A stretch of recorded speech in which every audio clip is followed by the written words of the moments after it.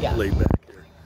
Talking with Candy Cryderman, trainer here at Emerald Downs, and doing a little thing on second-itis. And you and Alex Cruz had something in common for the first 4 days of the meet, where an incredible number of second-place finishes.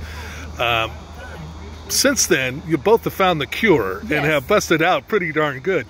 What's that like to go through that at that point? It's one thing if you have one horse, you get a second, you're pretty excited about it, but over and over again, it gets a little old real quick, doesn't it? It does, and you, of course, you want to do the best for your owner that you can. And by the way, second is hitting the board and you're having cash flow in, so that's good, but you know, you just keep saying, second's gonna turn into a first. I mean, that's the old saying, and by the way, now it has. So, but it doesn't always happen like that, right? Sometimes you can run second and then run bad. Not normally in our barn, but that can happen. So it was really frustrating for the grooms too in the barn. You know, we're like, okay, where are our donuts, right? You only get donuts when you win. I think one day we like ran 3 seconds, 2 seconds in a third, and the guy brought us donuts anyways because he was feeling so bad because we keep, you know, and running seconds by this far, right? So I mean, both in this sport, it's crazy. The littlest things can just make the difference, and it's seeming like sometimes we can't bust out of it, but then it can go the other way in a hurry too, and it quickly did. You won 5 races last week, didn't you, or something like that? So how'd that?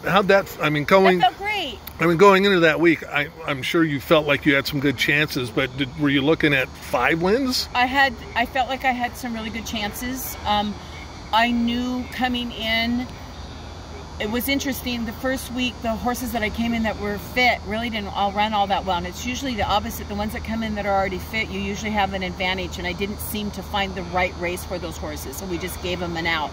The ones that I had started from scratch that had been turned out, you know, I felt really good that, you know, we all ran good seconds, and now we're ready. You know, now, you know, maybe have a little bit of an edge now. And I ran them where they belonged. I didn't jump them up. I ran them right back. And well, I lost a lot of them, but that's how you play this game. I mean, if you're not getting claimed, you're probably not winning either. Right, yeah, exactly. Yeah. Now, and I'm glad you haven't held it against me. I asked you to do a story on second-itis. It's okay. Then your horse goes out and runs second in a stake, but you had to be really pleased with how she ran and how Jory rode her. We were so pleased. She got in so much trouble, and Jory, nicest girl ever. You know, she's told me in the paddock before the race, she was like, "Thank you so much for letting me come ride this horse. This is just such an incredible thing for me to do." And then afterwards, she was just shaking. She says, "I don't get in trouble. I could have won this." And I'm like, "You could have." but that, once again, you know, things happen.